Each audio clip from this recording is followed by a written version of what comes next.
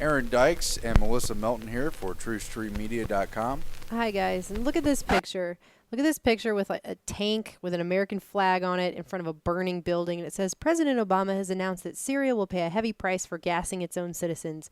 I understand his anger. Look at the horror of this atrocity as, oh, wait, my bad. That's the FBI gassing a church full of women and children with poison gas that's illegal to use on enemy troops in the time of war and then burning the place to the ground in Waco, Texas. Never mind. And so the obvious point is, what credibility does the U.S. have? Not only did this happen, but they've tested countless chemical and radiological and biological things on our own troops. People have died and gotten cancer over it.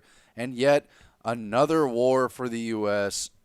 It's all over everywhere in the news. Here's the Drudge Report talking about how the strike could come within days. China, Russia have both warned the U.S. that this could prompt World War III, that they'll respond. Iran has said that if the strike happens, Israel will become the first casualty, drawing basically everyone into a regional plus world war scenario, maybe. Oh, but they're saying it's not about regime change. That's the it's not official about White House line. Because we could believe anything the White House says, and that we still have no accountability for the WMD lies that led us into the Iraq War, all the presentations at the United Nations over yellow cake and sarin gas, so we're supposed to believe what they say. Well, we're going to go through a little bit of the timeline. I'm sure it's not all the facts, as the U.S. admittedly backs al-Qaeda mercenaries to take over Libya and then physically ships them over and pays for them to take on Syria, because we just have to have perpetual war and all the dominoes. Well, remember in 2011, where the U.S. fears missing Libyan weapons could fall into the wrong hands. Yeah, there were caches of weapons storage depots that were not even being guarded. They found children running around holding some of the weapons that were supposed to be in there. And they know for a fact that chemical weapons were part of those caches. And then suddenly, oops, where'd they go? They disappeared. We don't know where they are. And they specifically feared that the rebel fighters may have taken and carried them away. And then you've got other reports related to that, with the CIA arming the Syrians and helping them covertly in Syria to get things started against Assad. Here's a report out of RT in June 2012. Syrian rebels aim to use chemical weapons and blame Damascus. So there's a specific report that they got their hands on chemical weapons acquired from Libya. Supposedly a lot of the Benghazi stuff was to help cover that up and create new problems in its path. And so there's how they may have gotten the chemical weapons. And they were training with them in Turkey. Oh, they were definitely training with them. In September of 2012, it was reported that Syria, under Assad, was transferring chemical weapons to a port city, raising alarm bells, and Israel officially responded that it may intervene in Syria to keep the chemical weapons from falling into the wrong hands. There's that talking point again, just as we saw out of Libya. So Israel's creating a reason to go in and take out Assad. And then it follows up with Obama and the White House saying, don't you cross that red line, Syria.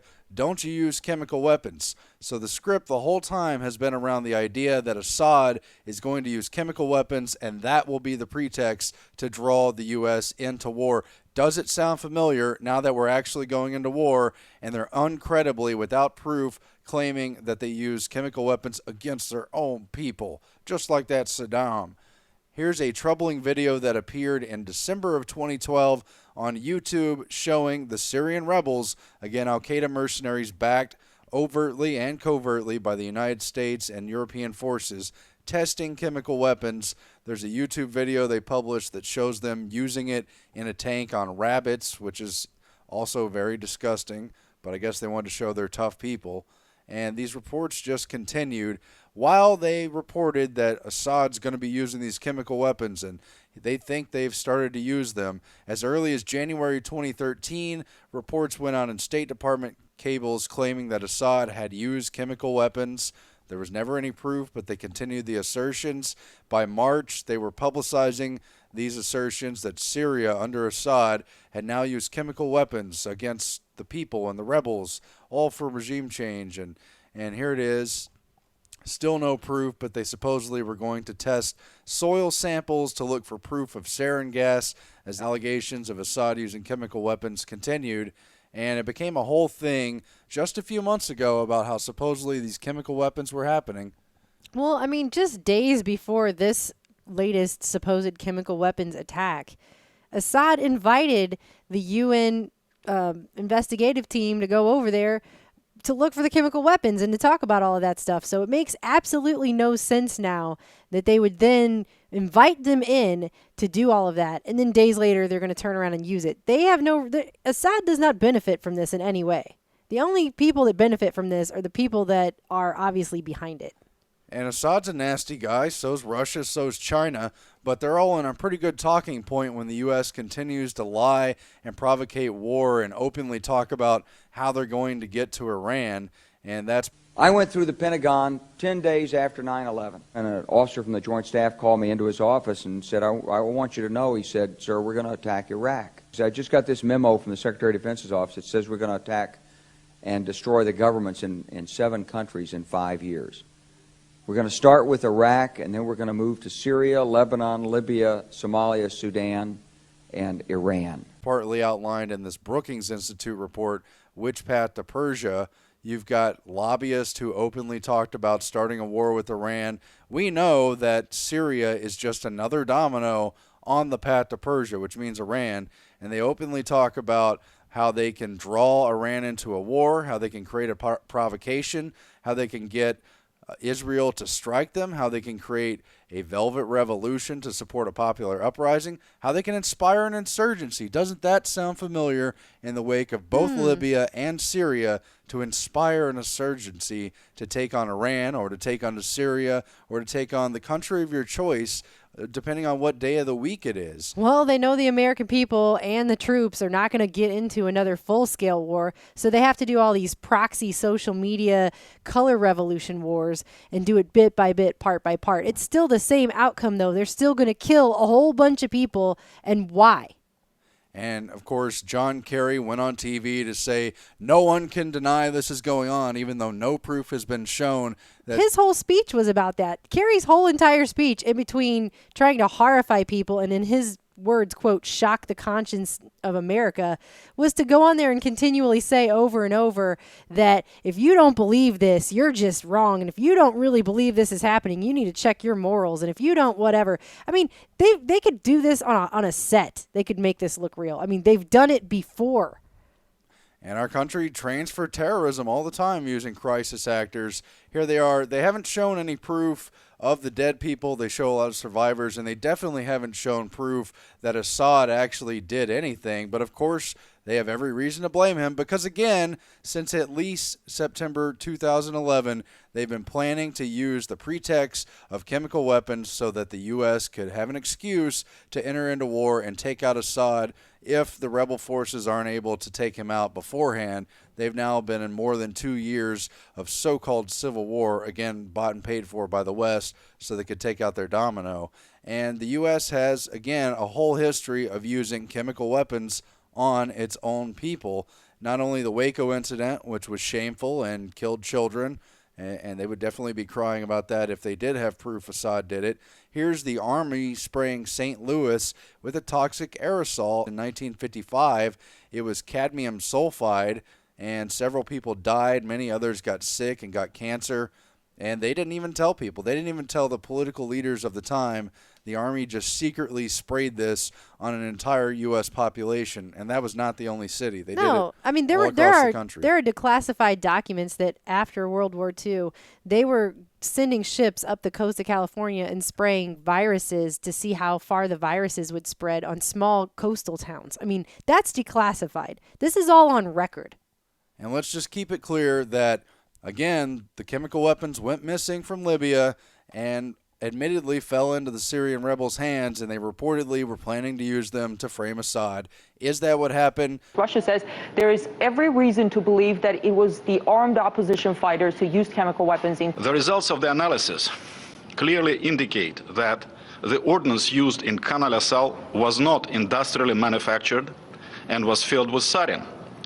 The sarin technical specifications prove that it was not industrially manufactured either. Therefore, there is every reason to believe that it was the armed opposition fighters. Will there be a world war if Russia or China or Iran steps in? And do they want that world war? Let's take this into account. It's a report that came out of France, published in China back in 2008, coming out of the Rand Corporation, who are complete warmongers and disgusting and financed by all the elite families, including the Rockefellers, and they want war. They published a report, submitted it to the Department of Defense, that said, in essence, the best way to get out of the economic crisis is not to bail out the banks for $700 billion.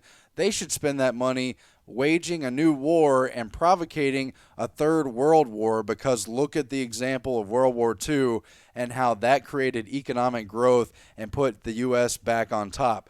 And at least back to the 70s, Kissinger, Brzezinski, and others have talked about encircling Russia, breaking off China, splitting the world apart, and provocating a new world war so they can institute their new world order. Well, back in 1944, during World War II, while that was going on, Brian Esley, History of the Nuclear Arms Race, in his book Fathering the Unthinkable, actually raises these points about the then post-World War United States.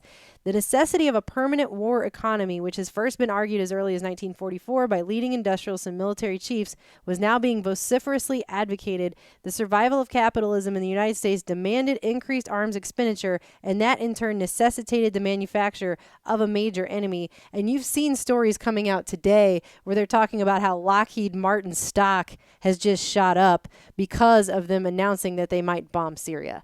I mean, that's what they do.